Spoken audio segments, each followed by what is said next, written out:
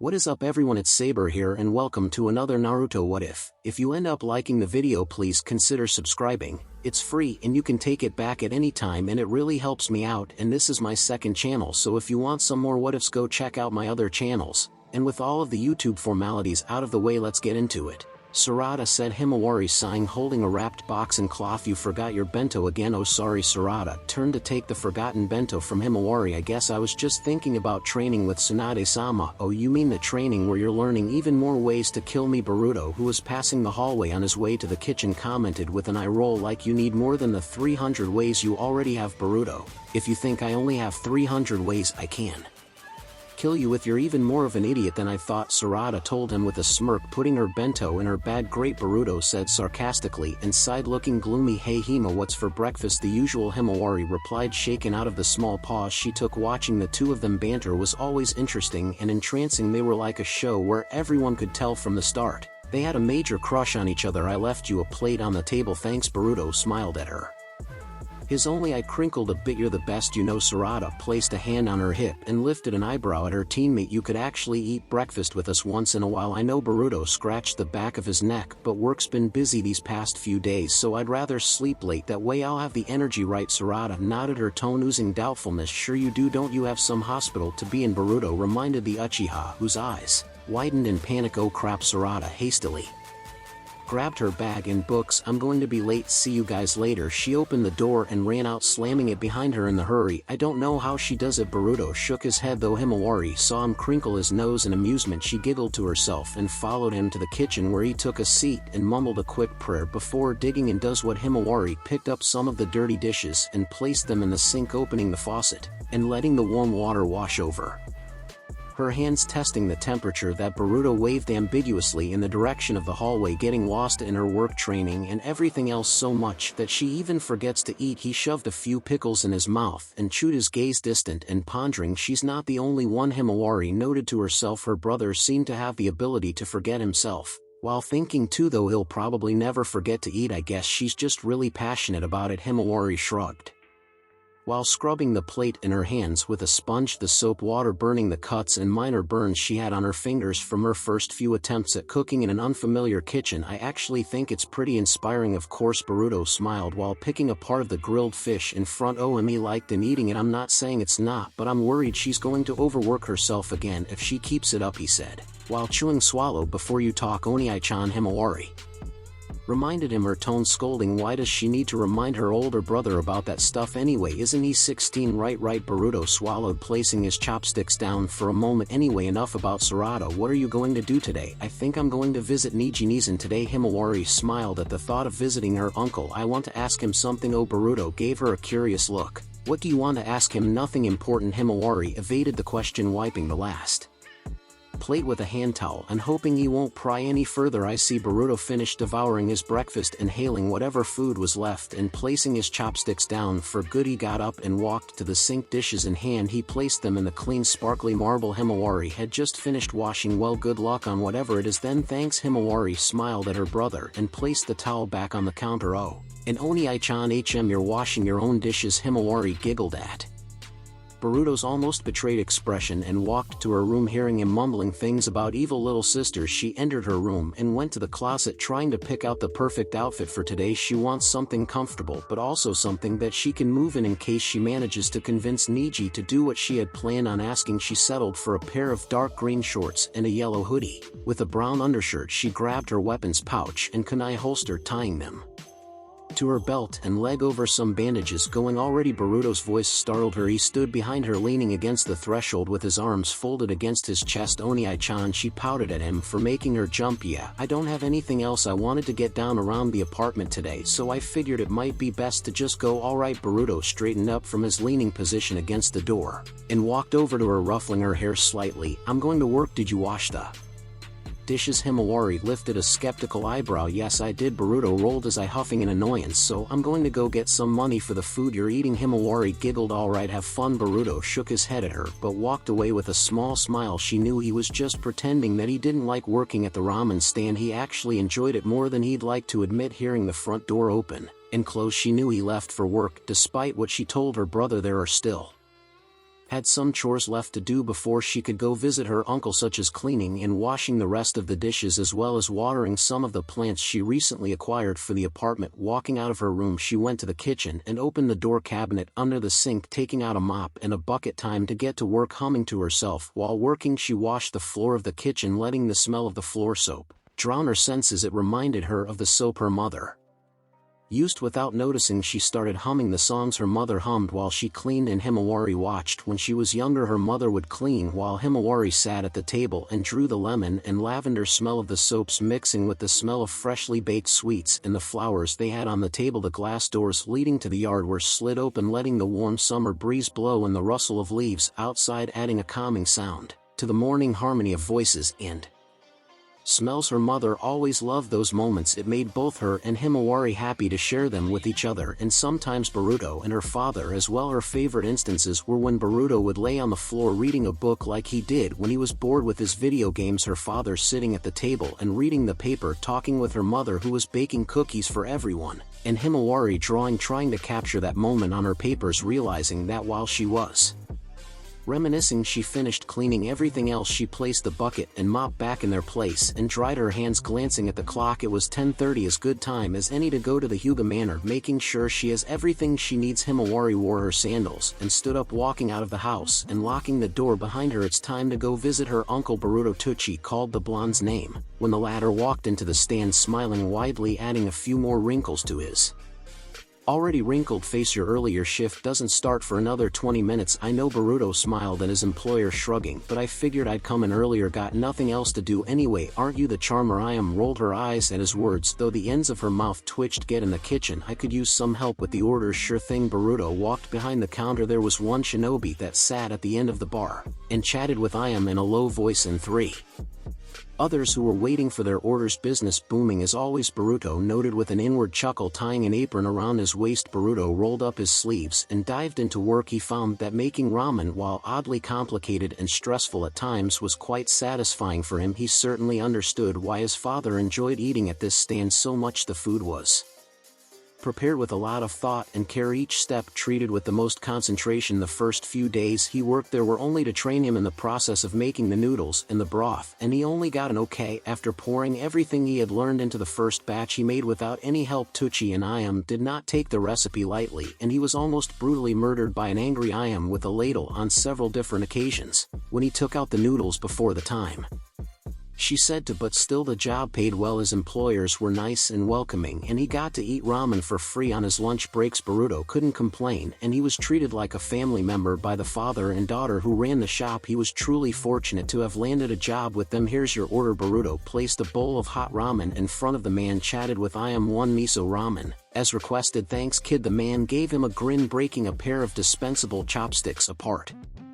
You're certainly quick for a newbie, Boruto smirked. Yeah, because I'm awesome. Sure you are. The man laughed, though I'm sure it's still not as good as Tucci's. Tucci laughed at that, pulling a new batch of noodles out of the water and into a broth. Maybe not yet, but I have great expectations of this young man here. He patted Boruto's back while moving through the narrow kitchen. He's a quick learner. Thanks, old man, Boruto said sheepishly, looking at the wall next to him so to avoid letting the others see the slight blush that dusted his cheeks because of the compliment. I've gotta ask, the shinobi said with his mouth full of noodles. You certainly don't look from around here, boy, and I've never seen you anywhere you knew. Boruto rubbed the back of his head nervously, licking his lips. Yeah, moved here about a week ago. Sure you're not a spy or something? The man jokingly asked. Of course I am, Boruto said sarcastically, rolling his eye. I came here to steal all of this ramen shop's recipes and sell them in another nation. I know you're joking, the man told him as he downed the last of his broth, but if you actually do that, I will personally hunt you down and kill you. Boruto gulped at the intensity of the man and reminded himself not to joke about ramen secrets again. I promise I won't, he said seriously. The man laughed at his reaction and offered his hand to him. I'm Yugo, he said. Boruto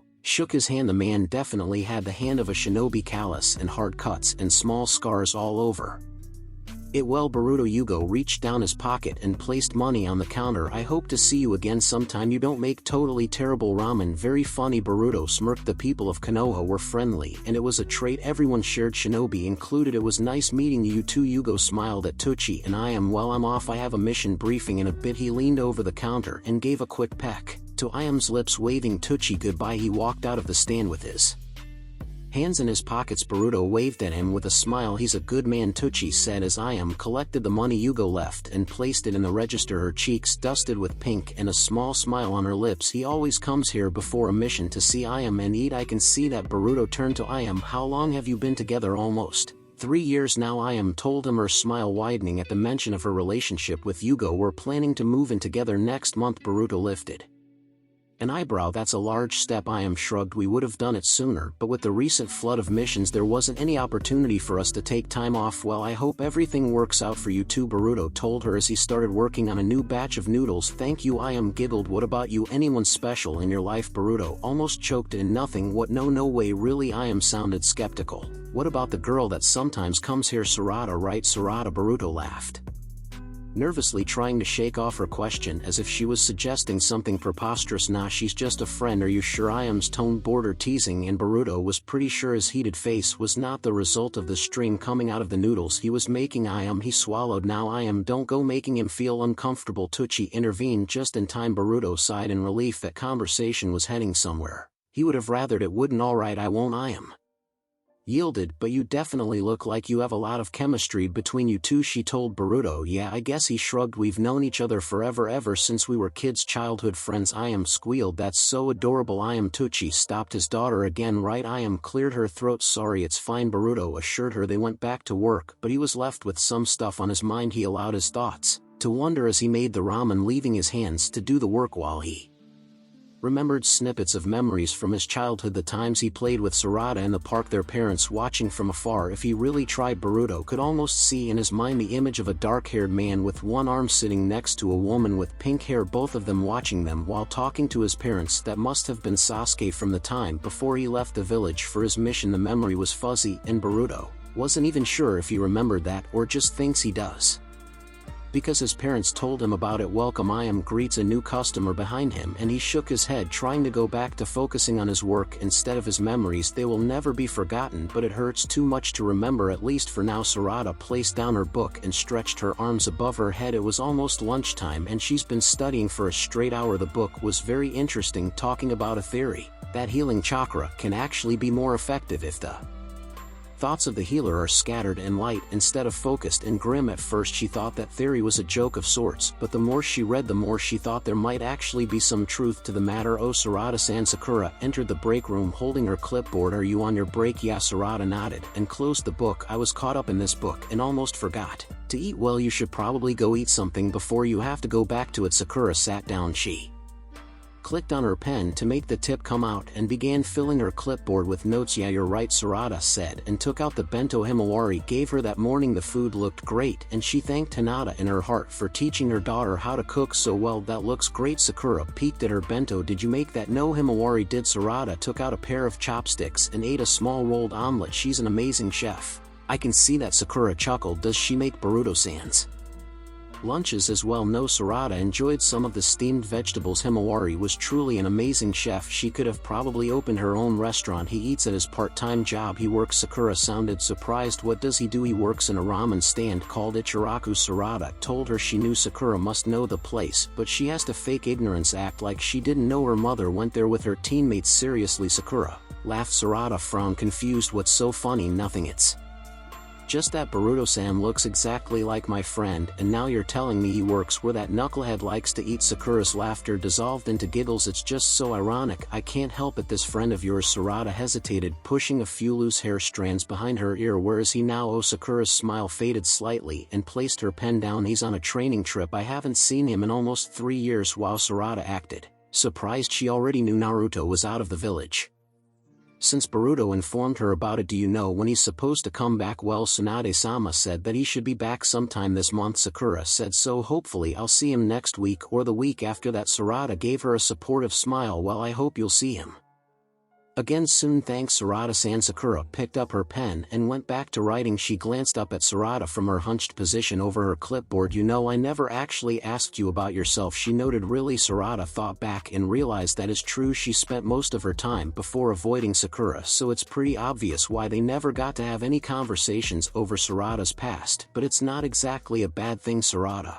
thought. The more Sakura doesn't know, the less Sarada has to Lie to her, I guess not, but there's not much to tell either. Come on. Sakura was clearly interested. There must be something. I mean, how did you even get to Konoha? I'm pretty sure I never saw you around before. Oh, Sarada bit her lip. That's because I'm from somewhere else. We just got here a few weeks ago. Really? Sakura propped herself on her elbows. Just the three of you? What about your parents? Well, Sarada shifted on her chair. That's part of the reason we came here. Our village was attacked. Boruto, Himawari, and I were the only ones left. Sakura froze, her eyes wide. Oh my gosh, Sarada, her green eyes filled with sympathy. I'm so sorry, I had no idea. It's okay. Sarada tried to reassure her. You had no way of knowing. It's not your fault. Still, Sakura seemed ashamed. I should have known better than to pry. I'm really sorry. It's alright. Sarada had the strange urge to laugh. How ironic is this? Here she was trying to convince her mother's younger self. It's not her fault for not knowing about her death. I'm still trying to work through everything, but I'm better now, I promise. Are you sure? Sakura placed her hand on Sarada's. Because if you ever need someone to talk to, I'm fine. Sarada half assured, half insisted. Don't worry. Alright. Sakura didn't sound convinced, but she didn't press any further. They went back to their work, Sakura with her notes and Sarada with her book. It reminded the Uchiha of the times when she was younger and she read a book in the kitchen,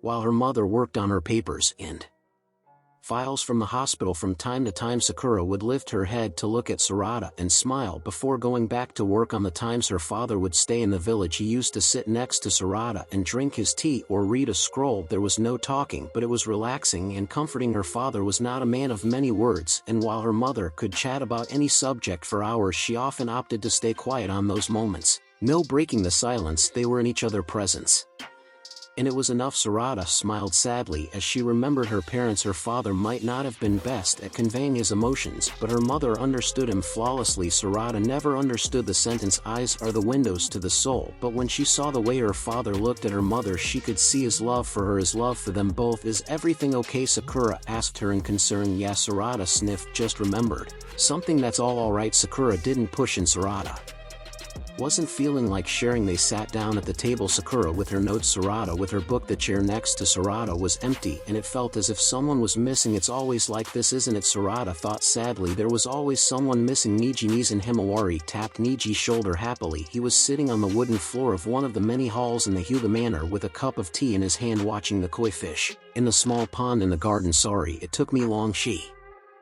apologized. It's alright. Niji smiled softly at her. Though your tea has gotten cold. He gestured to the cup of tea sitting in a tray next to him. Himawari took the cup in her hands and sipped from it. It's still a bit warm, she told him, so it's okay. Very well. Niji shook his head. So tell me, what was it that you wanted to speak to me about? Well, Himawari looked out to the garden and taped her fingers on her cup in a rhythm. I'd like you to train me. Please train you, Niji repeated after her in surprise. In the gentle fist. Yes, Himawari nodded. I did get the basic training when I was a kid, but not a lot more afterward. I'd like to learn more. I understand that. Niji placed his cup back on the tray. But what for? I think I'd like to go back to shinobi duty soon, Himawari said hesitantly. She looked up and saw Niji open his mouth with probably many arguments and comments, and she raised her hand to stop him. I know it's dangerous, and I know that the mission will probably not be what I'm used since this is a more dangerous era, but I want to try. Please. Niji seemed perplexed and hesitant. He looked long at her, his gaze making her feel like he can look into her soul, but she didn't break eye contact with him, trying to broadcast to him through her eyes her resolve on the matter. A few beats of silence had passed before Niji looked away and sighed. Very well, he said, picking up his cup and taking a long sip from it before putting it down again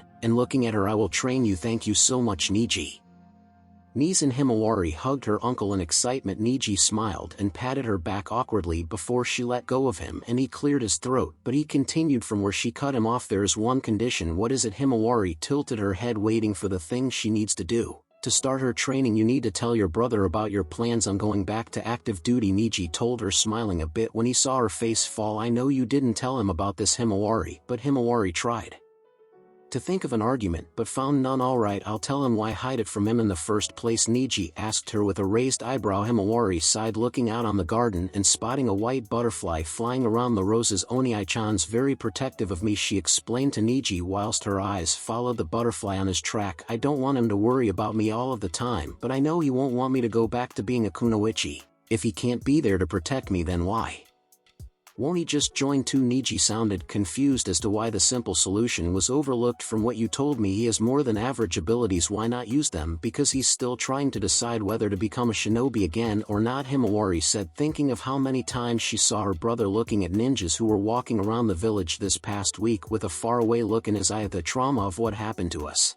is holding him back. And what about you? Niji looked at her, placing a hand on her shoulder. What happened to you doesn't hold you back too? Himawari bit her lip at rather than holding me back, it's what's pushing me ahead. She glanced at Niji and saw that he wanted her to elaborate. When the attack happened, I was too weak to do anything. I don't want it to happen again. I want to be able to protect Oni-chan and Sarada. Niji chuckled. You want to protect them? He repeated after her in amusement. I have a feeling if Boruto heard you, he'd disagree. Oni-chan still sees me as his defenseless little sister. Himawari pouted, thinking of her slightly overbearing big brother. I know he means well, but I'm a big girl now. I can take care of myself. I'm sure that's not true. Niji disagreed with her on the matter of her brother's faith in her. His lips twitched as if he was fighting a smile as he looked at her, pouting. I'm certain Boruto has complete faith in you and your abilities. He patted her shoulder in an Uncle Y way and made her giggle. He might be older, but Niji was much more awkward than her when it came to physical contact. Thanks, Niji knees, and she grinned at him. And I promise I'll talk with Oni-chan. Good. Niji nodded. He got up and offered her a hand. Let's go. Then go. Himawari rose to her feet with his help and furrowed her eyebrows in confusion. Where to train? Of course, Niji said nonchalantly and started walking in the direction of the private training ground. The Hyuga Manor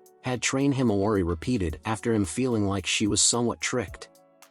She followed behind him, quickly adjusting her steps to his. But you said that you need to talk to Boruto about training. Niji smirked, glancing at her sideways while he walked. I didn't say that. I won't train you until you spoke to him. You should have told me that. Himawari felt a bit embarrassed at how her uncle played her. If I had, you wouldn't have promised that you will talk to your brother. Niji looked at her pointedly. Would you? I Himawari sighed. Maybe. Himawari. Niji's tone was scolding. You need to tell Boruto about important things like this. Didn't you promise him you will? Yeah, I did. Himawari remembered her promise with Boruto and Sarada. She would never break it, so you tricked me into making sure I'll talk to Oni-chan. Something like that. Niji hummed and chuckled at her, pouting. It's not funny. Niji knees, and she blushed at the fact he fooled her. Yes, yes. Niji shook his head. Do you want to train or not? I do, she exclaimed, and ran after him. Having gained a small distance during their talk, she is going to get stronger and protect her family no more. A powerless little girl. Boruto walked home from the ramen shop, hands in his pockets and jacket open. Working all day in the kitchen heated him up, and he was trying his best to cool off. Even if it was the end of spring and the warm weather of the afternoon didn't help much. Sarada should still be in the hospital, her shift ending around 8 in the evening, and Himawari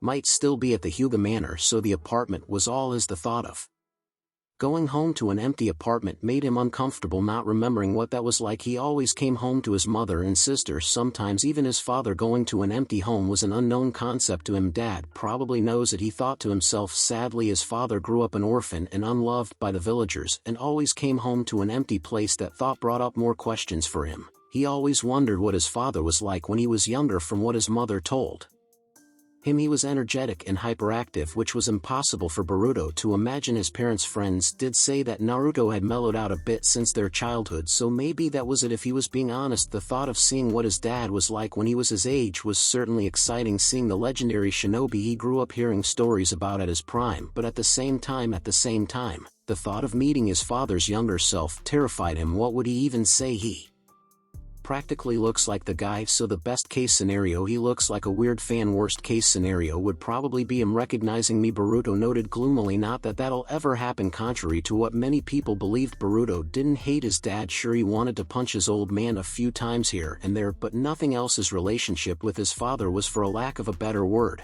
complicated. They both loved each other, but were never able to get their thoughts and feelings across unless it was a life or death situation, which, now that Boruto thought about it, was probably not a good thing. He smiled, remembering all the times he and his father argued about silly things. His mother always told Himawari that that was Boruto's way to show his love and affection to someone. Boruto had to admit she did have a point there. He was always more of an action guy than a talker, though he was not as reckless as his father in his youth, as people told him many times, not noticing where He was going. Boruto bumped into someone and was knocked down. His thoughts about his father scattering. "Are you alright?" The man he bumped into stood above him with his back against the sun so Boruto couldn't see his face since it was hidden by the shadows. He offered Boruto a hand which he took and pulled himself up, now able to see the man. Boruto looked him over while dusting his pants. The man was a black-haired fellow with black eyes and a simplistic wardrobe of a mesh shirt and black pants. He looked old, though probably not much older than Boruto himself. Boruto cleared his throat and offered his hand to him. "Thank you," he said with a nod. The man examined his face for a moment before taking his hand and shaking it. Boruto noticed the man was wearing a rather interesting ring on his right ring finger. The ring was silver with an engraved red stone inlaid on top. It was oddly familiar to him,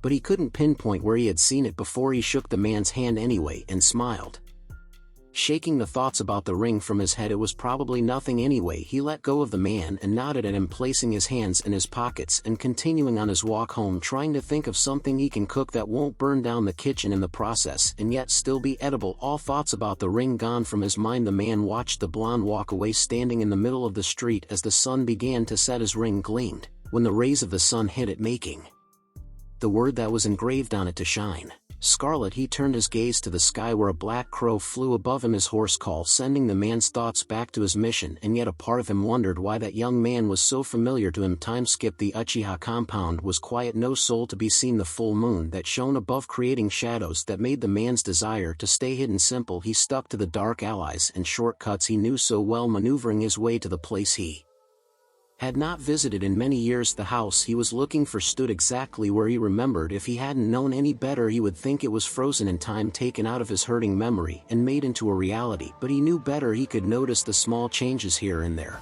More weeds at the front yard, rotting wood planks, creaking doors that were hanging on their hinges. Alone, taking a deep breath, he walked into the house, his light footsteps still making noise while walking on the unwashed floors, exploring the abandoned rooms. There was a room he didn't enter, though not because it was sealed. He could break a seal like that in his sleep. No, he didn't enter that room because he knew the reason it was sealed. Instead, he decided to go back outside and observe the compound again, walk the familiar trail he used to pace on. Midway through the shopping district, he sensed that someone else was at the compound. Deciding to check who that was, he jumped up to one of the poles, moving to the next one. He followed the chakra presence, which seemed to be moving around almost hesitantly. He moved closer, making sure his chakra was masked and hidden. Not that he needed to make it. Wasn't every shinobi in the village would be at his throat, but he felt the need to make sure to be able to observe the person who so boldly walked into the Uchiha compound. It might be a person who was dared by his friends, he thought, but dismissed it immediately. Everyone knew not to go close to the compound, whether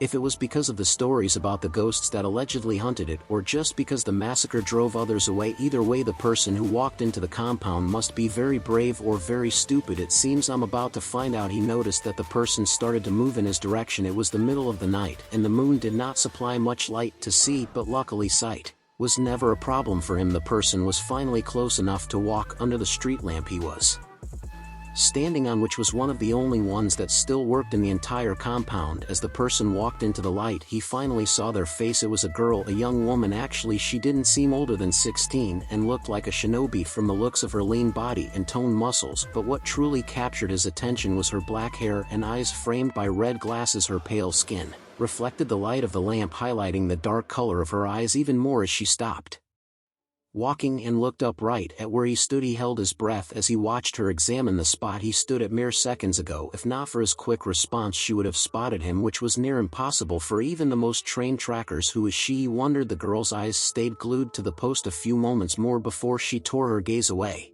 and continued to walk, shrugging off her suspicion. He followed her as she made her way through the same trail he did back to the large house he was in less than half an hour ago. She stood there examining the house thoroughly. She eventually moved inside, treading carefully through the hallway. He stood outside the house and watched her back as she disappeared out of sight, following her this time with lighter footsteps than when he visited before. He tried to locate her chakra in the maze of a house. He frowned when realizing that he couldn't sense it anymore. He looked around, pushing his senses to extend their reach and locate the girl, when suddenly all of his instincts screamed at him to turn around. He whirled around just in time to see the girl escaping outside with impressive speed. Could she have sensed him? He moved after her, coming outside just as she reached the end of the street. He stood and watched her as she stopped moving and turned around swiftly to look at him. Her hair Whipping in the gust of the movement, the moon chose that moment to break out of the clouds, shining down on them. His breath caught in his lungs when he saw her eyes looking at him fiercely from across the street. There were bright red 3 small comma signs spinning in them. Sharingan. He felt sudden dizziness enveloped him for a moment, and he identified that feeling like an attempt to trap him in a genjutsu. It was a good effort, but nothing he couldn't dispel in less than a few seconds. But by the time he did and looked up again, she was no longer there, her ability to mask chakra making it impossible for him to track her. He stood there trying to process what he had just witnessed. A smile slowly crept onto his features as his eyes glowed dangerously. What an interesting development, he thought to himself, and disappeared into the night. Sarada sneaked into the apartment, closing the door behind her slowly. To not make any noise, she took off her shoes and tiptoed down the hall to her and Himawari's bedroom, doing her best to avoid the creaking spots on the floor and wake either Boruto or Himawari up. The last thing she needed is for them to question her and find out she'd been sneaking out for the past few nights. At first she went out to get some air since she couldn't sleep, and somehow she found herself standing at the entrance to the Uchiha compound. For 3 nights she never went in, but she finally crossed the threshold to find out she was being followed by someone and bolting out of there before she could look around more. Opening the door to the room slowly, she winced as it made a rather loud sound. Himawari's calm breath hitched for a moment, and Sarada froze, not daring to move a muscle. She watched as Himawari turned around and readjusted herself before continuing to sleep soundly. Sarada let out a sigh of relief and stepped into the room when the door next to her opened. Sarada, as sleepy-sounding Boruto looked at her from the small crack in the door. "What are you doing?"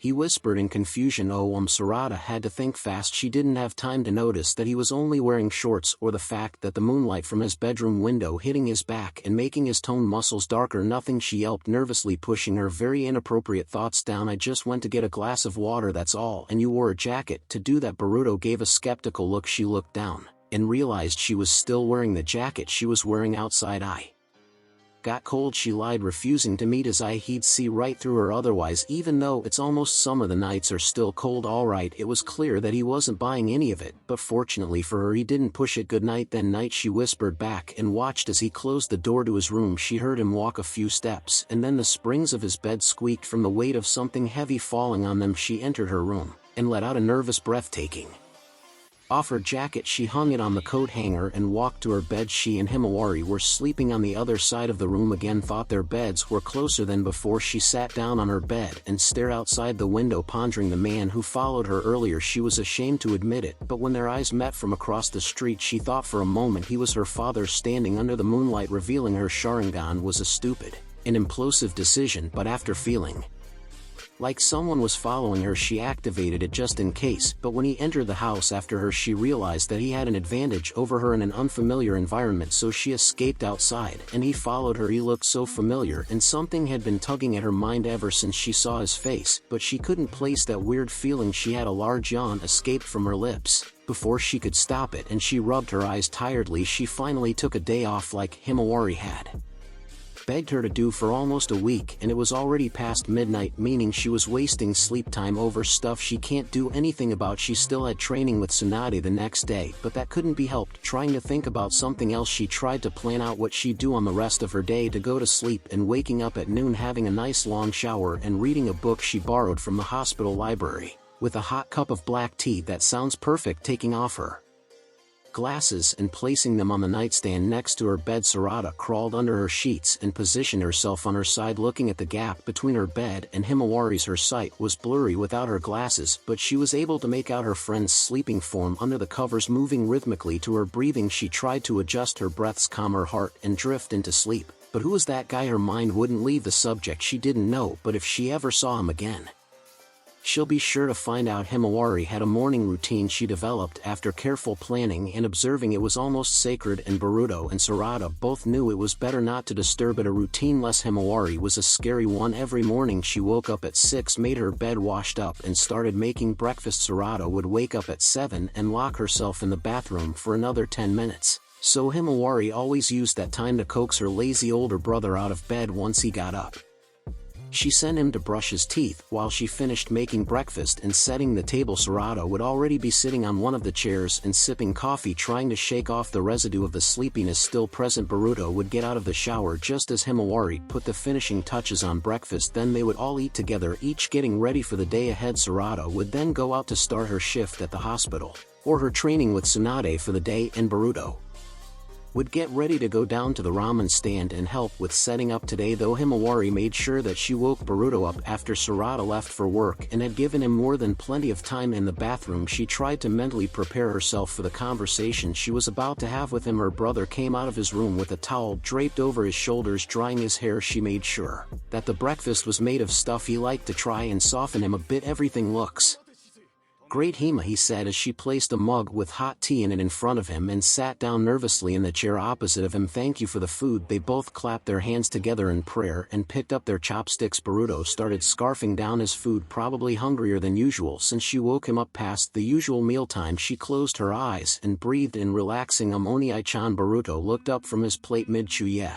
he asked with a full mouth, swallowing his food and clearing his throat. He spoke again. "What is it?" So Himawari stopped for a moment, but then continued, knowing she can't avoid the conversation forever, and the sooner the better. "I'm thinking about becoming a kunoichi." Boruto, who was just chewing some salad, suddenly started to cough violently. She offered him his mug to help down the food stuck in his throat, and he took it, downing half the beverage in one swing. He placed the mug down and panted, his face flushed from the sudden choke. He looked at her with something akin to a glare. "What?" he hissed through gritted teeth. Himawari was startled by his response, but didn't waver. She expected something like this. "I want to become a shinobi of the village," she told him with a steady tone, her back straight. "I'm already training with Nijinizan, and I'll talk to Granny Tsunade soon too. Do you even realize what you're getting yourself into?" Boruto clenched his fist and looked at her in anger. "Himawari, this is much more dangerous than in our time. There's a war going on." "I know that." Himawari did not back down. "But I know I can handle it. I'm old enough to make this decision by myself." "Then why did you even tell me about it?" Boruto pushed his chair away from the table and got up. "If you already made up your mind, why bother with making sure I'd know?" "Because I promised not to hide anything from you or Sarada." "Himawari, reason I don't want to hide things from you too." Boruto sighed, pinching the bridge of his nose. "Himawari, it's not that I'm upset about you telling me about this. It's the fact that you decided that on your own without consulting with me first. But it's my decision." Himawari pushed a few stray strands of her hair behind her ear. "Why do I need to consult with you?" "The same reason I wanted to consult with you before deciding if we should tell Naruto about who we are." Boruto spun around and met her eyes, stunning her with the hurt displayed in his eye. "I'd never make an important decision like that without talking with you first, but you didn't even ask me about it. That's what's bothering me." "Himawari, what are you talking about?" Himawari's eyes were wide. "Do you think we should tell Naruto about who we are?" "I don't know." Boruto threw his arms to the sides in a confused gesture. "That's why I wanted to talk to you." He ran a hand through his hair, making it even messier. "We need to talk to each other, Hima. This not hiding stuff from each other won't work if we don't talk." "I know," Himawari said softly. "I'm sorry I didn't talk to you." "Oni-chan." Boruto looked at her with something akin to remorse in his eye, the corner of his mouth moving upward slightly. He walked to her and placed a hand on her head, ruffling it a bit. "I'm sorry too." He apologized and looked at her in the eyes. "I guess I was just surprised by what you said is all." Himawari got up and pulled her brother into a bear hug, squeezing tightly. "Truce?" he asked her while patting her back. "Truce," she murmured into his shirt. Boruto pulled away from her and smiled at her, his awkward stance and expression reminding her of him when he was younger and making her giggle. She thought about what he said for a moment while he picked up the dishes that fell when he abruptly stood up and placed them in the sink. "I don't think we should tell him," Himawari told her brother, who froze with his hand on its way to the tap. He glanced at her for a moment before going back to opening the tap and starting to wash the dishes, his hair hiding his face from her. "Oh," was all he said. "Yeah." Himawari grabbed a moist towel and began wiping the table. "It would complicate things and it wouldn't be fair to him. He doesn't know anything, and it's not like anything will change after he'll learn." "I get it." Boruto's tone was indecipherable. "I don't think we should tell him either." "All right." Himawari placed the towel on the counter and glanced at Boruto as he scrubbed the plate in his hand with a sponge. "And about me being a shinobi," Boruto sighed, but stopped scrubbing the water running over his unmoving hands. "I don't like it," he admitted to her, looking at the almost clean plate in his hand intensely. "But that's something that you want, right?" Himawari nodded, even though she knew he wasn't looking at her. "Yes, I do." "Then okay." Boruto went back to washing the plates a bit more aggressively than before. "Just be careful, Tabesa." "I will." Himawari smiled in relief at her brother's surprising acceptance. "I promise good. Boruto still didn't turn to look at her. Now don't you have some training with Nijin? Oh, you're right. Himawari didn't notice how late it was getting. She's going to be pretty late. I have to go have fun, Boruto told her, turning the tap off. Thanks Oni-chan. Himawari waved him goodbye before running out of the kitchen. You're the best. Boruto watched her go with a frown. Am I? He asked the room. Sarada left the training ground with sore limbs and a slight limp in her steps. Tsunade was ruthless, that's for sure. She pitted her mother for having had to deal with this kind of training for over 3 years. When barely 2 weeks into it she felt like quitting. Luckily for her, Tsunade gave her the rest of the day off since she had spent over half of her chakra on the spar. It was noon. The sun in the center of the sky emitting scorching heat that should not be around for at least another month or so. A crazy idea came to her mind, and she could already hear how Boruto would berate her for doing this. Over the years their rules had really turned. She used to be the one who would scold or berate him for doing something stupid, but over the years he became much calmer and calculated than he used to be, so much so that anything even remotely reckless she did seem much more dangerous or stupid. She hoped it was a temporary thing, but it was also nice to see how mature Boruto had become over time. He used to be bratty and immature when they were in the academy together, and even afterward on missions. It was only after the Chunin exams when he started acting more like a shinobi, even saying he'll become her right-hand man. She shook those thoughts out of her head with slightly heated cheeks. The point of those thoughts was that what she was about to do might be an unnecessary risk to their stay in Konoha, but she felt compelled anyway. Exiting the convenience store with a plastic bag in her hand, she shielded her eyes from the sunlight with her hand and almost missed the sight of a shadowy figure slipping away from the place. She had a feeling that figure was following her, though they were so good that if she didn't have the tracking abilities her father had taught her to utilize, she might have never picked up on it, and even then she had to concentrate pretty hard to locate whoever it was. Deciding to not worry about that for now and allow whoever it was to reveal themselves to her later, she proceeded on walking to her destination, the Uchiha compound. In daylight made a different impression. It wasn't as intimidating and made her feel comfortable. She could almost see the lifestyle of those who lived there. At one point, walking inside after making sure no one was looking, she looked for a place to sit. She walked around for a while searching for the perfect place. Finally she stumbled upon a lake with a deck leading to it. She went down the small hill and sat down, placing her bag next to her, and looked over the water. The lake was quite big and the sun reflecting in the water was almost blinding. She swung her legs off the deck and breathed in the clean air. Closing her eyes, she tried to soak in the moment, leaving all of her depressing thoughts and just being where she was. The sound of light footsteps approaching from behind her might not have even been heard if not for the old wood of the deck creaking under them. She didn't turn around, instead opting to stay with her eyes closed and unmoving. So she said as the steps came to a halt a few feet away from her, "Are you the one who's been following me? I'm surprised you even noticed I was there." A male voice answered. It was deep and low, reminding Sarada of how her father used to speak. "It wasn't easy," Sarada admitted. "I had to stretch all of my senses just to locate your general area. Mind telling me why you're following me? What are you doing in the Uchiha compound?" he asked, his presence making her feel comfortable and on edge at the same time.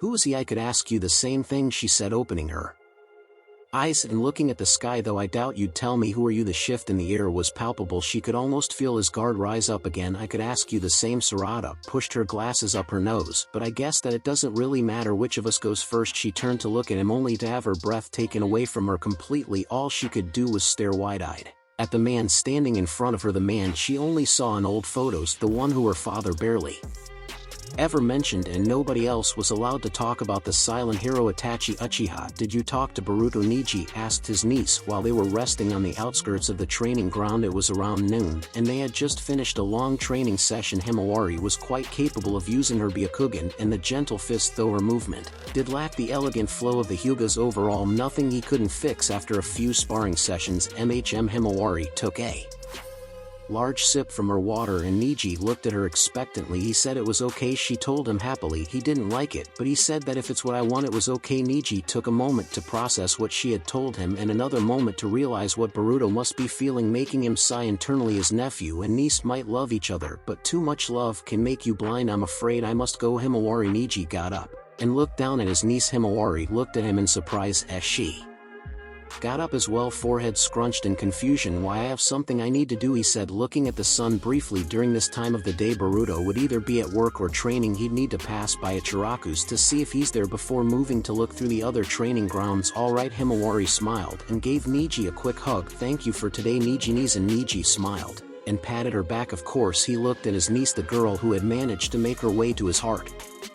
"In less than 2 weeks I'll see you tomorrow, alright?" Yup. She started to gather her discarded things, and he turned in the direction of the ramen shop. He needed to have a chat with his nephew. Itachi watched the girl in front of him with mild surprise. She had black hair and eyes as well as red-framed glasses. Something about her face tugged at his memory, but he paid it no mind. The moment her eyes met his eyes, they widened, and looked bewildered. It was almost as if she couldn't process what she was seeing. It was probably the normal response to seeing one of the most famous S-rank missing men in the whole 5 nations in front of someone, but it didn't feel that way to him. There was something more to it. "Who are you?" he asked her again. He could see how she tensed up at that question, her eyes still not leaving his face. "I am." She licked her lips and gulped. "I'm Sarada." Her back straightened up like she was steeling herself. "Tell me, Sarada." He repeated her name, wondering why the feeling of nostalgia washed over him. "Why were you in the Uchiha compound last night?" That's because her eyes left him and wandered around as if they were looking for an escape from the conversation. "I've wanted to visit it my entire life," she told him, her voice wavering a little. She didn't lie, he could tell, but somehow it wasn't the entire truth either. "Why?" His hand sneaked to his kunai holster. "Just in case. My family died a long time ago, and I never got to meet them. I heard about the Uchiha and thought it was similar to what happened to me, so there it was again. It wasn't a lie, but it wasn't the truth." What did she mean? Near Itachi Uchiha, right? Her sudden question shook him out of his thoughts. The S-rank criminal. Itachi didn't answer that. He knew she already knew who he was. The only question was what was she going to do about it? He sighed and activated his Sharingan, waiting to see her shock become paralyzed fear. Instead her expression became captivated. They looked at each other, Onyx meeting red for a few moments before Itachi decided that it was time. If she wasn't willing to tell him who she was or what she was doing, he'd find out another way. "Tsukuyami," he said softly, invoking the genjutsu on her. He blinked, and there they were, surrounded by a sea of red with no end to it. She jumped away from him and looked around, startled. "Where are we?" she asked him, though he noted it was peculiar that her tone was more curious than scared or suspicious. "Inside a genjutsu," he explained shortly. He was never much for talking. "Now cooperate." She swallowed, but looked him straight in the eyes and stood tall. There was no longer any trace of fear in her stance, only determination and resolve. "Why are we here? Tell me who you are and what your connection is with the Uchiha." He saw her freeze for a moment and knew he was right. She was connected to the Uchiha in some way. "I can't," she told him with clenched teeth. "It's complicated." "Are you with Orochimaru?" he asked her,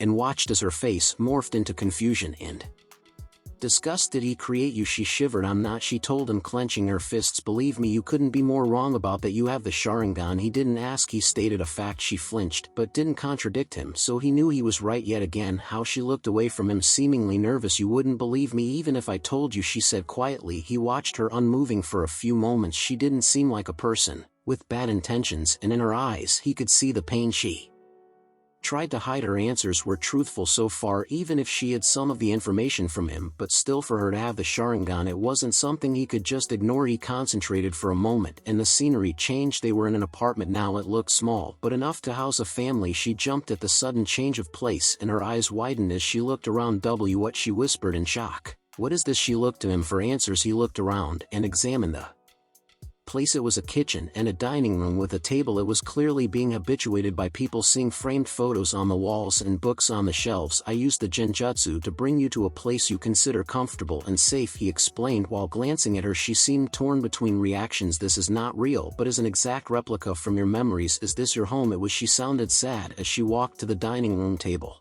and tried to place her hand on top of it, only for it to go through it like air. "But it doesn't exist anymore." "Why do you have the Sharingan?" he asked her again, watching as she sighed and turned to him. "The reason I have the Sharingan is not one that is easy to process," she said to him, her expression and tone serious. "Are you sure you want to know?" Itachi didn't answer her and just stared at her silently. She took his silence as an affirmation. "All right." She closed her eyes and opened them. This time there were 3 spinning commas and a wheel of red. "My name is Sarada Uchiha, and I'm the daughter of Sasuke Uchiha, your younger brother from the future." He stood in front of her and calmly processed what she had told him. Time travel, while never proven, was not impossible. It would also explain why she had the Sharingan, but that wasn't why. Considered believing her. "Sasuke," she said, "she was the daughter of his little brother." He finally understood why she looked so familiar to him. He saw his little brother in her, her resolved and confident stance, her unwavering Even from the sight of his Sharingan, a feat many adults twice her age had barely managed, he was never one to judge a person just based on what other people said, and while many others in his place would probably dismiss her words, Itachi didn't think she was lying to him. "Do you have any way to prove it?" She looked relieved at the fact he didn't dismiss her words. Immediately placing her chin in her palm, she held her elbow, while thinking, well, she looked around them. "You said we're in my memories, right?" He nodded, and she clasped her hands behind her back. "Then all we need to do is watch one of my memories." Of course, Itachi agreed with her. It was a good plan. He knew that if she tried to trick his Sharingan, he would see right through her deceit. Looking over one of her memories will help clarify if she was speaking the truth or not. "Very well," he said, making her smile. He couldn't help but notice how similar the way she smiled was to how his little brother used to smile when he was a child. "What do I need to do?" she asked him, walking away from the table. "In order to show you, I will use my Tsukuyami on you again, and this time I will try to have you relive a random memory from this place," he told her as he prepared the necessary chakra for the genjutsu. She nodded and deactivated her Sharingan. Looking him in the eyes, he cast the genjutsu, and instead of using her worst fear against her like he would do an enemy, he tried to pull one of those she cherished. A memory came to life around them. Still the same apartment, but this time there were two half-transparent women in it with them. One of them was a younger version of Sarada, while the other was an older woman with pink hair and vibrant green eyes, a purple diamond mark located exactly in the center of her forehead. They were both wearing red. The woman was in a red dress with the Uchiha crest on the back, and the young Sarada was wearing a red shirt with the crest on the back as well. The woman was working in the kitchen, hovering over a pot as she stirred it, and Sarada was setting the table. The Sarada next to him gasped as she saw the memory come to life. Her eyes locked on the pink-haired woman Itachi assumed was her mother. "Mama," she whispered in a trembling voice. Itachi saw tears forming in the corners of her eyes, but said nothing. He continued to watch her younger version as she set the table. They were only two, but she was placing another plate down.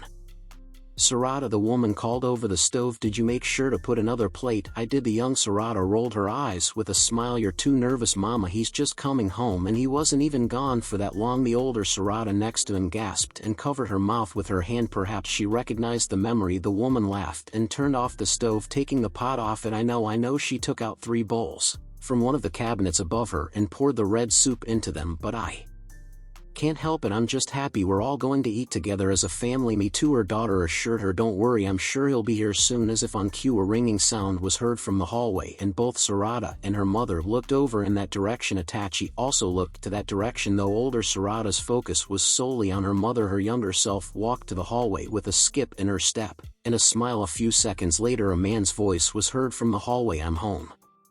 Itachi had never thought that hearing his little brother's voice would surprise him as much as it did. He heard young Sarada welcome her father home and noticed how the woman in the kitchen was now fussing over the soup. Young Sarada walked back in the room, a larger smile on her face. "Mama, Papa's back," she declared as if announcing they had won a prize. The woman turned around. Just a man walked into the room behind Sarada, cloaked in a black cape and barefoot. Itachi couldn't believe how much his brother had grown. His features had matured and his hair grew longer, covering the entire left side of his face. He had grown much taller since the age of 13, even slightly surpassing Itachi himself with his height. Sasuke looked at his wife and smiled lightly. "I'm home, Sakura," he told her, and she beamed at him, blushing slightly. "Welcome home, Sasuke-kun." They stared at each other for a few seconds until younger Sarada cleared her throat. Ahem. She gave them a scolding look. "Please try to remember, there's a child in the room." Sakura blushed furiously and started to wave her hands frantically. "Sarada," she called out, mortified. Sasuke didn't move, but Itachi had known his brother well enough to notice how his ears were tinged red and how he was avoiding looking at his wife and daughter. Older Sarada next to him giggled, and he turned to look at her, surprised to see tears streaming out of her eyes and covering her cheeks. She was laughing at the scene before her and wiping the tears from her face.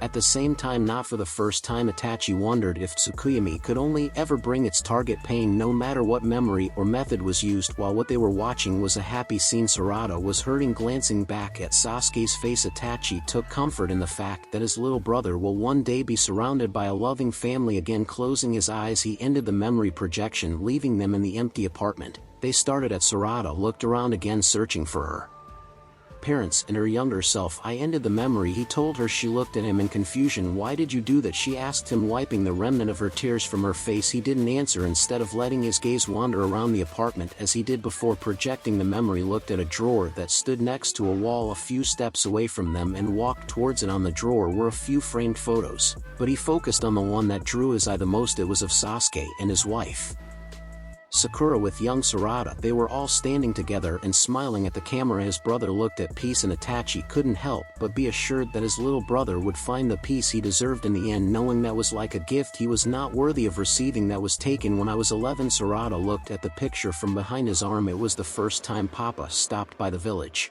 that I could remember. Mama was so happy she could barely concentrate on anything. Her tone was sad and nostalgic, and Itachi could see in her eyes that speaking of her parents pained her. What happened to them? She tucked a few loose strands of hair behind her ear and turned her back to the photos, looking at the space she had once called her home. They died not too long ago, so Sasuke and his wife were gone. Sarada's parents were gone. He knew the feeling. I'm sorry to hear that, he told her quietly, not knowing what to do. Should he try to comfort her? It's okay. She looked at him over her shoulder and gave him a small smile. It's not like it's your fault, did Sasuke? Itachi's words died out on his lips. He shouldn't ask that. Sarada looked at him puzzled. Her expression suddenly cleared, like she had an idea, and she walked closer to him. Am I Itachi? She said his name hesitantly, articulating all of the syllables slowly. He was almost startled by the sudden use of his name. True, Sarada was his niece, so it was probably natural for her to call him by name. Yes. He turned to her, his red Sharingan meeting her onyx eyes. What is it? Do you think I could show you another memory? She asked shyly, her eyes darting from the apartment floor to him. Time in Tsukuyami moved much slower than in the real world, so Itachi didn't see why she couldn't, though he was intrigued as to the sudden change. What did you want to show me? He inquired, deactivating his Sharingan. She saw the deactivation as an invitation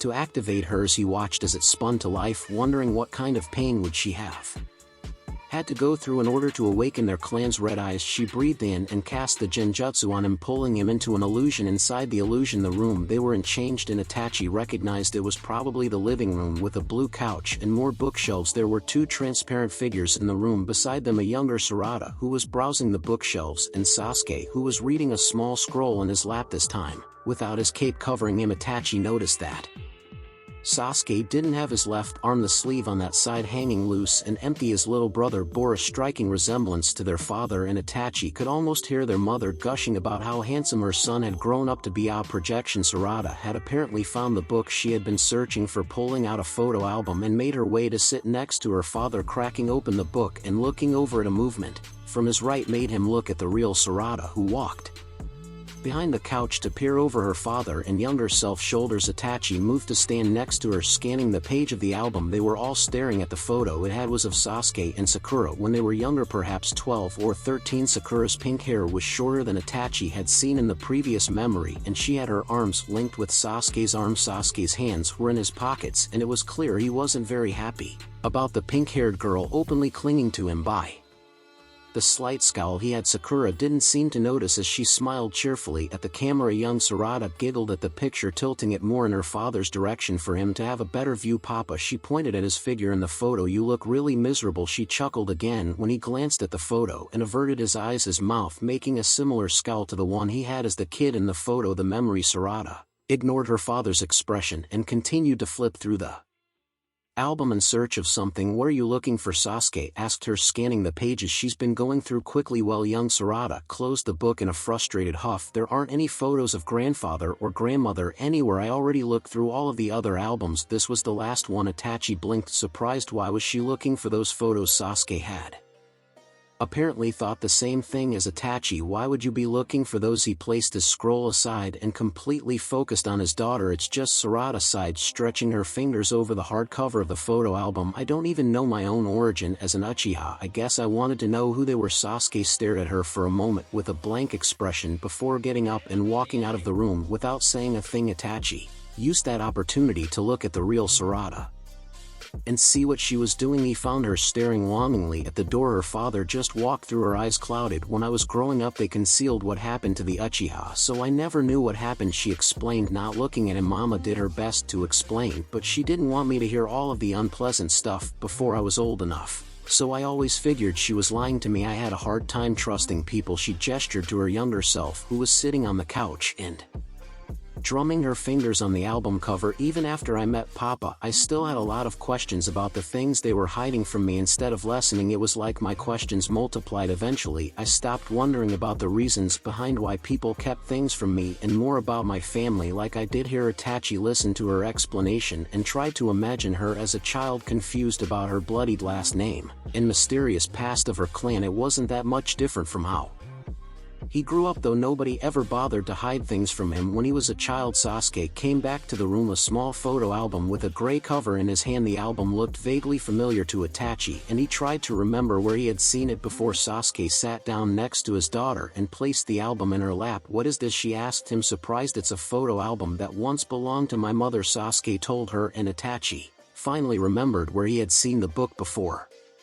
Their mother used to sit down some afternoons and look over the photos of them together. He had always enjoyed seeing her happy like she was in those moments of quiet. Grandmother's young Sarada looked at the book in awe. She turned the book on its back where a small Uchiha fan crest was embedded in the leather cover. "Can I open it?" she asked her father eagerly. Sasuke nodded. He watched her flip the book open, seeing the first photo that covered the entire page. It was a photo of Makoto and Fugaku standing next to each other while Makoto held a young Sasuke in her arms and Itachi stood before his father. Young Sasuke and Makoto were smiling happily at the camera while Fugaku maintained a seemingly pleased expression. Preteen Itachi had a small smile on his face, standing in front of his family as if to protect them. "Is that grandmother and grandfather?" young Sarada asked her father, while touching her grandparents' faces with her fingertips. Sasuke nodded, also engrossed in the photo. Itachi looked at the photo with guilt eating away at him. His little brother's expression was so happy in this photo. He ruined this smiling boy when he had killed their parents and the entire clan. He took away the thing he wanted to protect the most. "Grandmother is so beautiful," Sarada said, looking at Makoto's smiling face. "She was." Sasuke agreed with her. "She was beautiful and kind and never raised her voice." "What about grandfather?" Sarada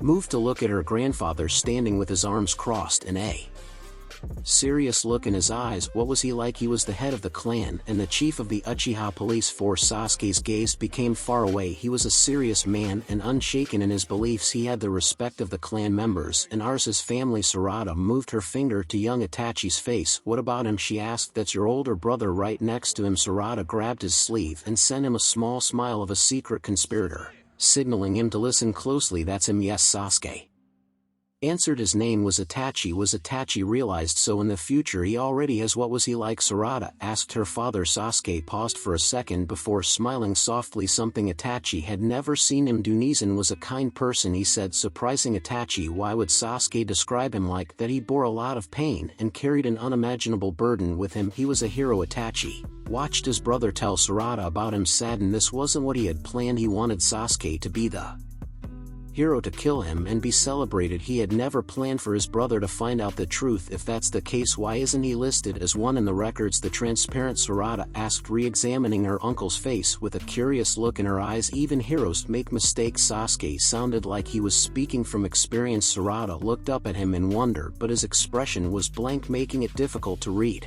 "How did he die?" Sasuke's mouth morphed into a grim line and his lone visible eye was ridden with guilt. "I made a mistake." There was silence for a few minutes afterward. Sarada looking, flipping the pages of the album carefully as if in fear they might crumble under her fingers. Sasuke stared into space, deep in his thoughts next to Itachi. The older Sarada gazed at her father with longing, a sad look in her eyes. Itachi had understood what Sasuke meant by his mistake. He had killed Itachi already, probably before he had found out the truth about what truly happened during the Uchiha massacre. He wondered when it would happen in Itachi's time. Sasuke was about to turn 16 in a couple of months' time. This Sasuke looked to be around his late 20s, early 30s, and Sarada had apparently been born much later after Itachi was killed. So making a quick calculation in his head, Itachi realized that he must have been killed when Sasuke was in his late teens. Sometime in the next 3 years he was going to die at the hands of his younger brother, like he had hoped and planned forever, since he had killed their clan and deserted the village 8 years ago. Yet seeing how his brother was talking about his death like it was a painful event and not a great accomplishment, it made Itachi feel odd. His plan didn't work the way he wanted, but had a similar outcome to what he had hoped for, and yet it somehow didn't feel right. "Hey Papa." Memory. Sarada's voice made him place his thoughts in the back of his head. "Do you think that if he met me, Itachi would have liked me?" The question Surprised both Sasuke and Itachi, he glanced at his niece who was standing right beside him and saw that she wasn't looking at him. The tips of her ears tinged slightly red. She's embarrassed, he realized. Maybe Sasuke answered honestly, I don't know. Seeing Sarada's eyes drop, Sasuke exhaled air from his nose with a little huff and smiled gently. A smile Itachi guessed was reserved for Sarada alone. Sasuke placed his index finger and middle finger in the middle of Sarada's forehead and tapped it, making Sarada blushed slightly and touch her forehead. Itachi remembered that he used to do that to Sasuke when he apologized for not being able to play with him due to missions. Seeing Sasuke using it on his own daughter had brought back the odd feeling from before. Itachi was able to identify it. This time it was pride and sorrow. He was proud of his little brother for accomplishing everything he had hoped for, but at the same time he felt sorrow for not being able to be there and witness Sasuke grow up and become an adult, get married and have kids. It was painful. A hand tugged on his sleeve, and when he turned his head he saw Sarada smile at him hesitantly. Let's go. She motioned with her head towards the fading walls. As the memory came to an end, Itachi nodded and activated his Sharingan, dispelling Tsukuyomi and pulling Sarada and him out of it. They were back on the dock where they stood before he cast the Genjutsu, and according to the sun only a few minutes have passed since they entered the Genjutsu. Sarada looked around to see they were back and breathed in deep, wiping a single tear from her cheek. So she turned to Itachi. I guess you're my uncle. She smiled awkwardly at him and he felt the need to smile back. He allowed the corner of his mouth to lift slightly, seeing her relax a little at his return gesture. It's nice to meet you, Itachi. She moved forward, but her feet bumped into her plastic bag where she left it. She looked down and picked it up. Reaching inside, she pulled out a few dango dumplings on sticks. She raised them in front of Itachi and smiled. Do you have time to talk? She asked him. I could use somebody to share these with. Itachi nodded. I'm not needed back for another couple of hours, he said, and watched her sit down at the edge of the dock. She turned her head to him and raised her eyebrow. Where are you waiting for? She gestured for him to sit next to her. Itachi exhaled but smiled. She reminded him of how Sasuke acted when he was young, sitting down next to her. He tried to remember when was the last time he had come here. He vaguely remembered stopping by the lake with Izumi a few months before the massacre. Sarada handed him a dango and he took it from her, slowly examining the sweet. It's store-bought, so not as good as the dango stand one, Sarada commented after trying one, but it's not so bad. Itachi tried one and silently agreed with her. Do you like dango? Sarada asked him curiously. Itachi nodded. I enjoy them, he told her while looking on the two colorful dumplings left on the stick in his hand. Their legs were dangling off the edge of the dock and almost touching the water. Sarada placed one of her hands that weren't holding the dango behind her and leaned back on it for support. Can you tell me about yourself? She looked at him hesitantly. Itachi considered her request for a few moments before deciding that nothing bad can come of it as long as he's careful with details about the Akatsuki or the massacre. He should be good. What would you like to know? Her smile widened and leaned forward, her eyes shining. Let's see. Neji found Boruto throwing shuriken at a tree. It was not an easy fit to locate his nephew, seeing as the blonde could have been in one out of over 40 training grounds. After the option of him working at Ichiraku's was cleared, the blue-eyed teen had been mumbling stuff under his breath while throwing the shurikens at the target hung on the tree in front of him. All of them hit the mark, and Neji noted how little attention Boruto was actually giving the target or the weapons in his hand. He was likely too caught up in his thoughts to notice Boruto. He called out his nephew, surprising the blonde so much he missed the target for the first time since Neji arrived at the training ground. Neji knees and Boruto looked over his shoulder at Neji. What's up? He walked over to the target and started to take out his weapons. Why won't you become a shinobi?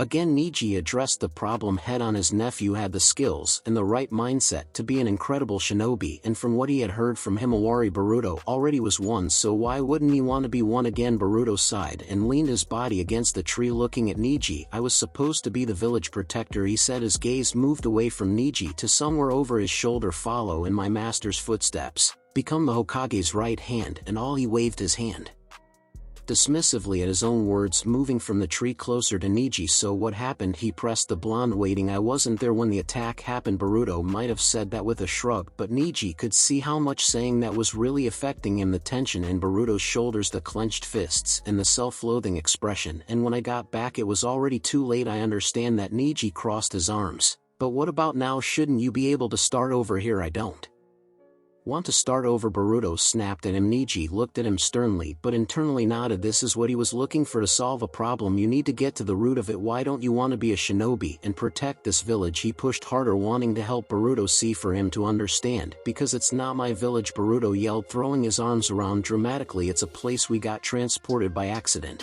I don't know where I am or what I'm supposed to be here. I don't want to be a shinobi of a village. I don't know. Oh, Neji uncrossed his arms. You don't want to replace your village with another, even if it is the same one. Boruto shook his head and looked down, his bangs hiding his face. That's not it. What kind of protector would I be? His voice trembled and his hand was clenched into a fist. If I couldn't even protect my home, you'd be human, Neji noted calmly, and Boruto glanced up at him. Humans make mistakes, shinobi make mistakes. It's part of life. You call not being able to protect my village a mistake? Boruto's eye glowed dangerously. No, Neji shook his head. I'm saying that you weren't the only one who tried to protect it. Sarada-san and Himawari and Adasama and Naruto, as well as all of the other shinobi in the village, did their best to protect it. You weren't alone then, nor are you now. Boruto turned to face Neji, revealing the tears streaming out of his only eye. The pained expression he made told Neji how much guilt his nephew had been holding inside him. With two large steps he closed the distance between him and Boruto and pulled the blonde into a hug, the latter burying his head into his shoulder. Neji imagined Boruto didn't cry often in front of others, especially not in front of Himawari or Sarada-san. He'd been suppressing his feelings about everything that had happened. Maybe he wasn't even aware he was suppressing them. Why won't you become a shinobi again? Neji asked quietly. Because I don't want to see how I couldn't protect my home again, Boruto said,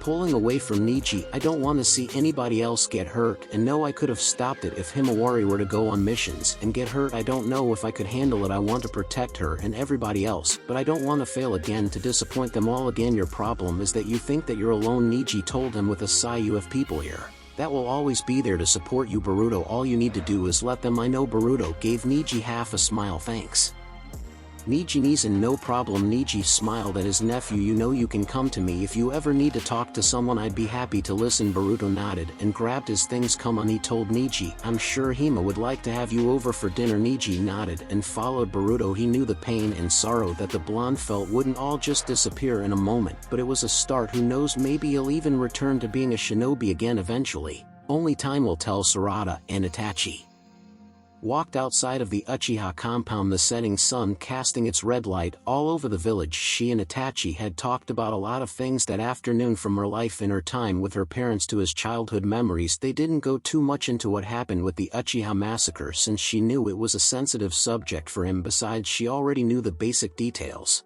from her father. He didn't ask about what brought her to this time either. They just spent some time getting to know each other. Her uncle was truly an interesting man, and she was happy that she finally got to meet him. Tell me something. Itachi turned his head to her. Your sight, how is it? My sight. Sarada pushed her glasses up her nose. An instinct. It's not the best. Why, I meant how has it been recently? Any moments of fuzziness or sudden pains? Itachi examined her face closely as if he was searching for something. Yeah, she nodded. It did happen later, but it's probably just the fatigue from all of the shifts in the hospital catching up with me. She waved it off, not worried. Itachi looked like he was about to say something but decided against it. They walked another few minutes in quiet before Sarada decided to bring up something she's been wondering about for a while. You know, you never told me why you came to the village, she noted as they walked side by side. I came here to check if Naruto Uzumaki had already returned, he said, looking at the road. Oh, he won't be back until. He raised his hand and stopped her from saying another word. Sarada, he gave her a stern look. After I leave today we will be on opposite sides. You shouldn't reveal important information to your enemy. Sarada frowned. But you're not my enemy. She clenched her fists. You're my uncle. Why should I care whether you're in the village or not? I am with the Akatsuki for a reason, but as long as I am a member I shall act like one too. Itachi was serious, his tone indicating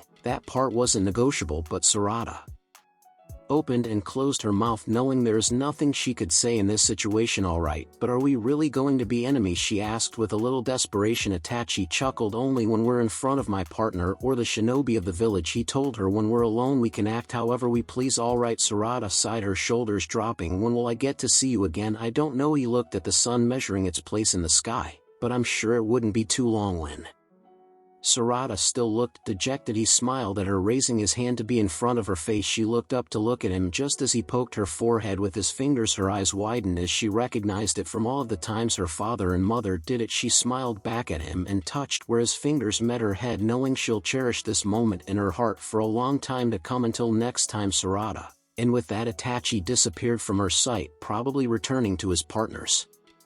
Side. Sarada looked at the fast-setting sun with a smile. Goodbye, Itachi-san, until we meet again, she thought happily as she turned and made her way home. Time skip. Oh, Boruto-san. Boruto turned around to see Yugo walking behind him, a friendly smile on his face. It was late in the morning. Boruto didn't have work, so he decided to take things slow and go for a walk. It was partly because he wanted to and partly because he was pretty sure Himawari wanted to clean the apartment, him being there might hinder. Was walking around the streets of Konoha with no real location in mind, just watching passerbys and alike living their lives. He had just stopped for a moment to watch a small family go about their day together, a mother, a father, and two little children, when he heard the shinobi who visited the ramen shop often call him from behind. Yugo-san. Boruto greeted the other man. It's been a while. Yugo laughed, clapping his hand on Boruto's shoulder. Yeah, they started walking again down the street. I swear those missions are getting longer and longer. Boruto glanced at him. He noticed a few new scratches on the older man's face. Did something happen? You know, the usual. Yugo sighed. Some shinobi from the Kumo are being annoyingly persistent. Whenever I go on a mission, it's like they make it their personal mission to follow me around and try to take me out. Boruto frowned. Any idea why? He knew the relationship between Kumo and Konoha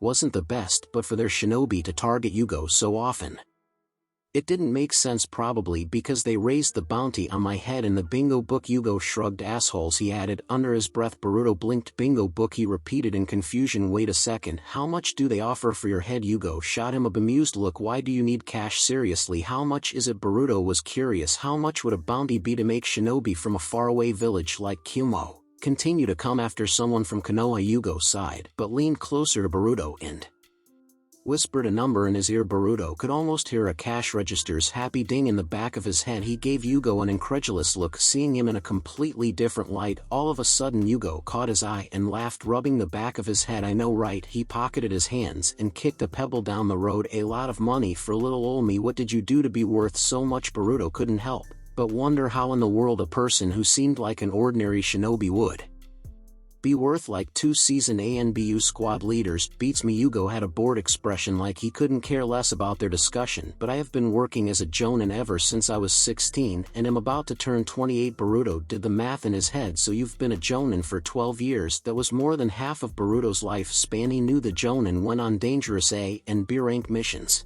and sometimes even S rank. He looked at Yugo with awe. No wonder there was such a price on his head as a shinobi. The longer you're on the job, the more enemies you acquire. Boruto understood that all too well. So what about you? Boruto was shaken out of his thoughts by Yugo's question. Did you ever think about being a shinobi? Boruto stared at him in nervousness. What do you mean, Tabesa? You know, as a kid. Yugo clarified. Did you ever think about being a shinobi then? Boruto paused and thought about his childhood, his reluctant feelings towards being shinobi, and his eventual admission that his goal is to be like his master and walk the same path as he did. Maybe a little. Then why not become a certified one now? Yugo smiled like he had just solved all of Boruto's problems. Wouldn't that be great? I guess. Boruto sighed. Yugo looked at him and raised an eyebrow. Okay, what's wrong? It's just. Boruto shrugged helplessly as he glanced over the many shops on their sides. My whole village. I was supposed to protect it, but when it was attacked, I couldn't do anything. So now I'm wondering if it's even worth it. You know. Yugo looked at Boruto unblinking for almost a minute before turning away and sighing. You've got it all backwards, he said, and shook his head. You're not becoming a shinobi to protect a village. You become one so you can the people who live in the village, your family and loved ones, the children who will become their future. That's why we become shinobi. Boruto took a moment to process his words. He knew that Yugo had a point,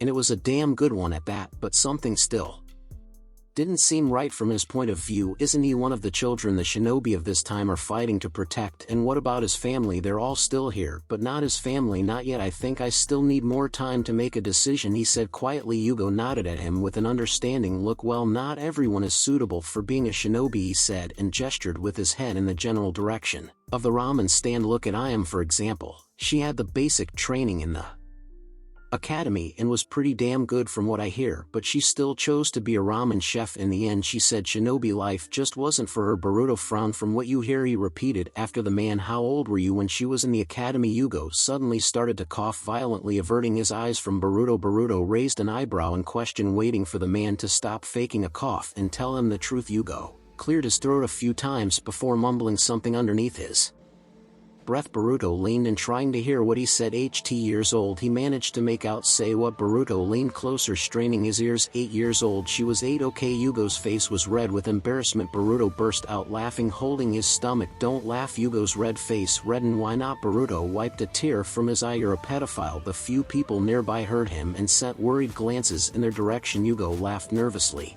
and waved them off before turning around and clamping Boruto's mouth shut with his hand. Shut up, he whispered angrily. We only started dating when she was 18, so it's not like it was illegal, I'm sure. Boruto pried the man's hand off his face and struggled to keep a straight face. How old were you then? By the way, 25, but forget about that. With his face less red now, Yugo continued walking like everything was normal. My point is, he glanced over his shoulder at the slower walking Boruto. Not all people are suitable for being a shinobi, and you shouldn't feel pressured to be one unless you want to. I am suited. Boruto wanted to argue but held his tongue. Yugo didn't know that, nor did he need to. Everyone here, Boruto was just another kid who lost his village in an attack by bandits, nothing more. He was never a shinobi, son of the Hokage. He never fought a godlike being that even two of the strongest shinobi couldn't take on, and then became its host. No, to the rest of the world, Boruto was no one, as they should believe. Sarada leaned on the rails of the balcony while looking at the blue sky. It was a clear day with barely any clouds. The perfect day to relax is what she would usually think, though she had just finished a night shift at the hospital and was leaning on the rails for support to make sure she won't fall down from fatigue. Sarada Himawari stood at the door behind her. I drew you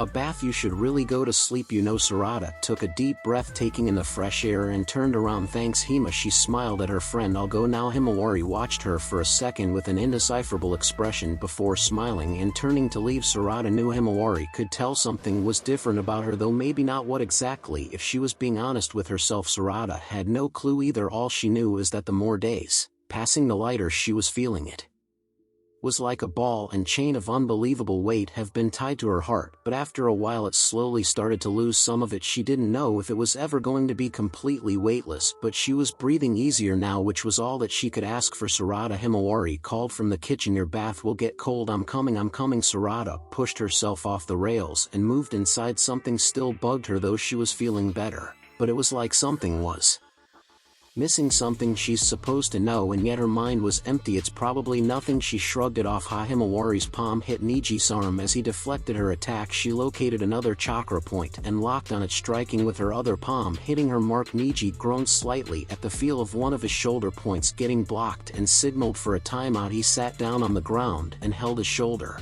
with his good hand, massaging it. Good work on that, he commented while pressing the point with his finger. You used my momentary distraction with your first attack to hit the shoulder that was closest to you. Himawari grinned and plopped down too, leaning backward on her arms. You think so? She clicked her feet together a few times. Yes. Niji removed his hand from his shoulder and tried rotating it carefully. I've got to say, you have some interesting moves. You said you have never been taught beyond the basics. Well, not exactly. Himawari tilted her head to the side. I had a friend that sometimes trained me. Her family mastered in fighting and utilizing the chakra system to their advantage, even without a dojutsu. Niji nodded. I see. Taking a sip out of his water, he eyed her curiously. Have you asked the Hokage yet? Himawari bit her lip, sighing. I tried, but she's been really busy all week. I'm sure you'll manage to talk to her eventually. Niji patted her head in sympathy. Himawari smiled at him and nodded.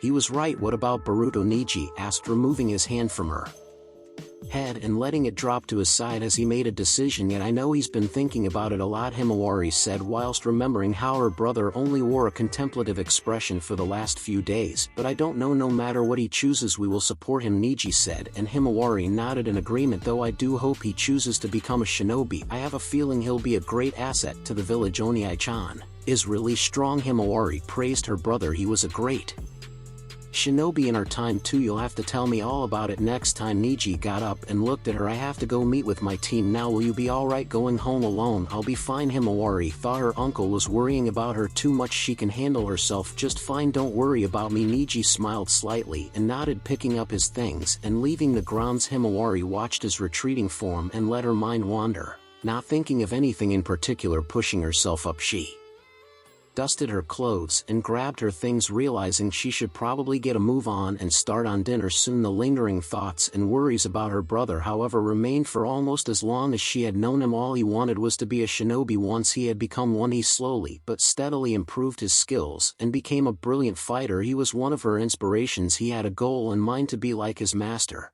and protect the village, and he strived towards it with conviction. But now she wondered if the scars from the battle in their time will ever fade from his heart. He's been carrying the burden of it all, almost crushed under its heaviness. If he wouldn't find a way to relieve his pain, it was going to consume him, swallowing him whole into complete darkness. And if that happens, she'll lose her big brother forever. Sarada's eyes were bugging her again. She honestly didn't know what to do anymore. Headaches, moments of blurriness, and dizziness continued to happen to her on and off for the last few weeks, and no matter what kind of painkiller she took, it didn't work. Sighing in frustration, she placed both her hands on either side of her temples and sent pulses of soothing, healing chakra to her head, making the pain subside. After a few more minutes, it was completely gone, and she was finally free from the pain. Wondering why she didn't try that earlier, she glanced at the clock on her bedside. 12:30 noon. She slept, and pouting, she plopped down on the mattress and spread her arms to the sides. While she did appreciate being able to sleep, and at times having nothing to do all day was really boring for her, the soft click of the doorknob of Boruto's door brought her out of her head. It seems that he was back from his morning stroll, or whatever it was he did when he went out in the morning. She heard him go into his room, mumbling to himself in a low tone,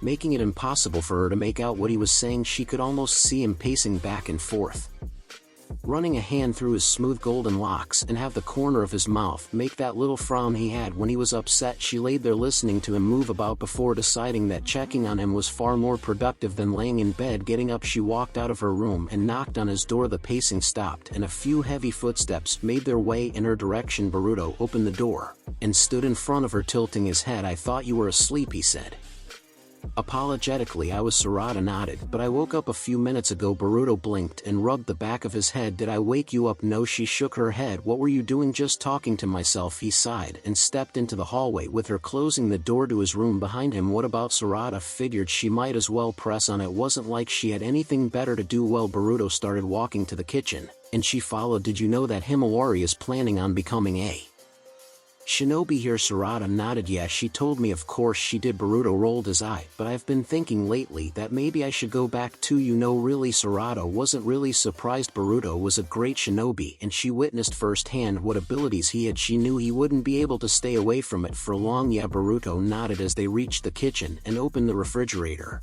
and dug inside it, probably looking for something to eat. "Why am I sensing a but?" Sarada leaned against the kitchen counter and raised her eyebrow at her friend, but Boruto placed a cold soba bowl on the table and opened the utensils drawer. "With everything that happened to us, I don't know if I can do it." Sarada nodded again. Sarada understood his point of view. She knew him ever since they were children. She could tell what was going through his head. What if she moved to where he stood next to the sink and tucked a few hair strands behind her ear, instead of thinking being a shinobi is to protect the village? "You think being a shinobi is to protect Himawari and me?" Boruto blinked and looked at her confused. She sighed, knowing that even though Boruto was pretty smart, there were some things he'd never understand unless she shoved it in his face. "What I'm saying is," she jabbed his chest with her finger, "don't think about the village like it's what you're trying to protect. Think about the people." Boruto stared at her, unmoving for so long she thought he froze in place. Then he smiled a warm smile she hadn't seen on his face and patted her head and sat down at the table, starting to eat his soba loudly. She knew that he understood her now, but still need some time to come to terms with his decision, which they both knew was already made. "He'll come around soon," she thought to herself while sitting down at the table in front of him. "Come." And Tsunade looked up from her work to see Himawari walking in cheerfully. "Himawari." She placed her pen down and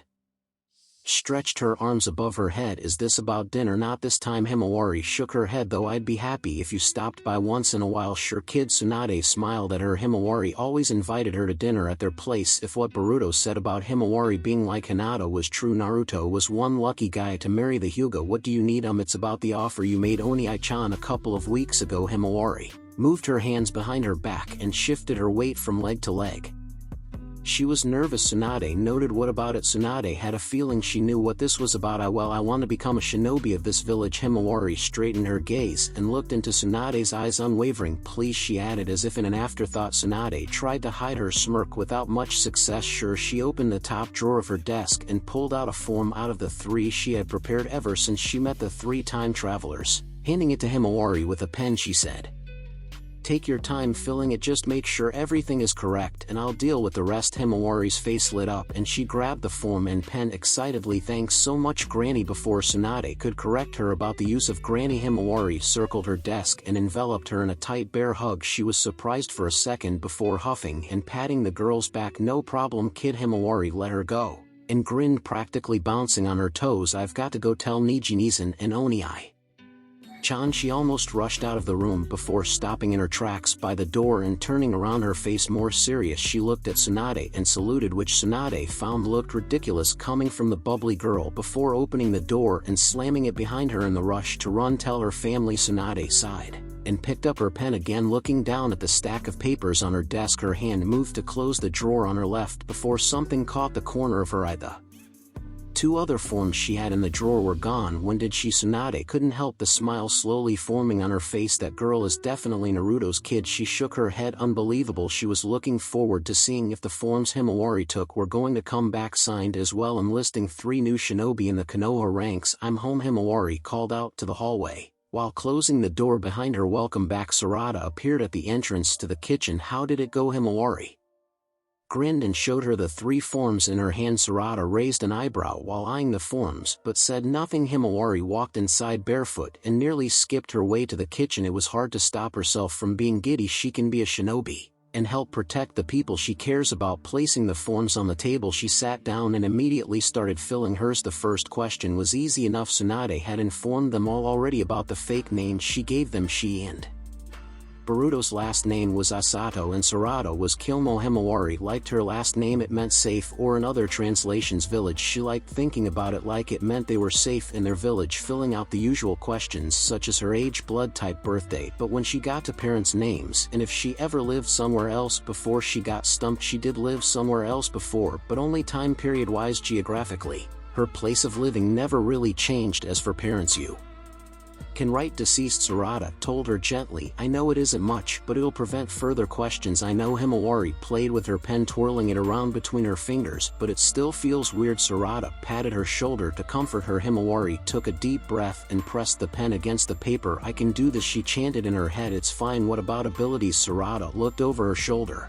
at the form, pointing out the question below the one Himawari was filling. "I have a feeling writing you have the Byakugan won't go well." Himawari smiled, wondering what kind of reaction writing that she has a dojutsu that belongs to a prestige clan would cause. Instead, she wrote she's mastered in taijutsu. "Just taijutsu." Sarada sounded peculiar. "What about all of what Alana taught you?" The pen in Himawari's hand stilled for a second above the line where she wrote her answer. Before moving on, "It's fine like this," she said. "I don't want anything to alert anyone." "All right." Sarada sat down next to her.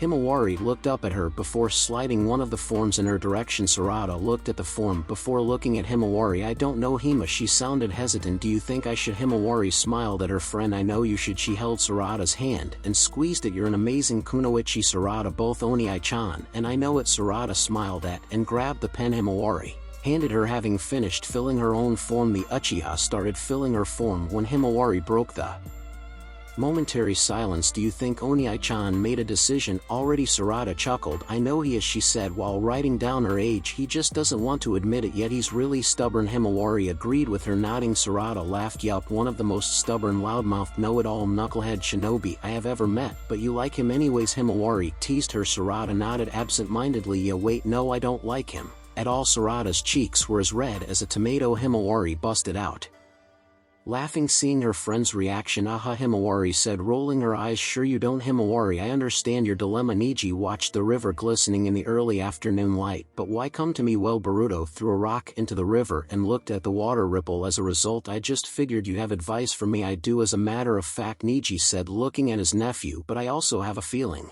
that you already know your answer." "I maybe." Boruto shrugged. "Then what is stopping you?" Niji had a good idea of what the answer to his question is. When I was younger, Boruto moved around a bit, sitting cross-legged instead of his limbs sprawled everywhere. I trained under my master to be a shinobi that could one day take on my dad. Your master was Sasuke Uchiha, correct? Niji was still having a hard time picturing the Sasuke he knew to mentor anybody, let alone be a father or a husband. Yeah, Boruto smiled, his gaze reminiscing. He was probably the coolest person I ever met. I wanted to be just like him, protect the village, travel around, be the Shadow Hokage. Then what's stopping you now? Niji asked. My master is gone now, Boruto pointed out, throwing another rock in the river. As is my village. I don't know if I can protect this village. If you couldn't protect your own, Niji completed the sentence. But you can. Boruto looked at him with a questioning look and Niji smiled at him. Do you know why I am a shinobi? Because you're part of the Hyuga clan. Niji could see Boruto had no idea where the conversation was headed. Yes, but also because my father, who I looked up to, was one. Niji moved his gaze back to the river. He was an incredible shinobi, highly skilled and smart. I wanted to prove that I can be just as good as he was, to show everybody in the clan from the main branch that coming from the side branch didn't mean a thing when it came to power. That's Boruto was at a loss for words. Depressing, short-sighted, temperamental. Niji offered some of the answers he had for that. Nothing he hadn't thought about himself. I was going to say really dark, but yeah. Boruto turned so he'd be facing Niji. But what does that have to do with anything? Because the reason I became a shinobi might not have been the most right, but after being beaten by Naruto, I have slowly come to an understanding. I could be a shinobi who protected my home, my family and friends, my clan, my village. That is who I choose to be. Boruto closed his eye in thought. Niji knew he understood. Do you have your answer now? Niji asked his nephew. Boruto opened his eye and nodded. Yeah, he said, the determination in his voice as hard as steel. I know what I need to do. Niji felt proud. He had a feeling that wherever his nephew's parents were now, they were proud too. Boruto walked into the ramen shop with his hands in his pockets, his chest feeling lighter after his conversation with Niji a few days ago, and returning home later that day and seeing what waited for him on the table, he felt he had finally made his decision. He had a person he wanted to tell about his decision, a person that he knew for sure would be at the ramen shop at this hour if he wasn't on a mission. Yo, Tucci-san, Boruto called out to the man behind the counter. Tucci turned around though. Instead of his usual smile, his face was somber. Is something wrong? Boruto asked, slowing his steps. No, it's nothing. Tucci shook his head. You don't need to worry about it.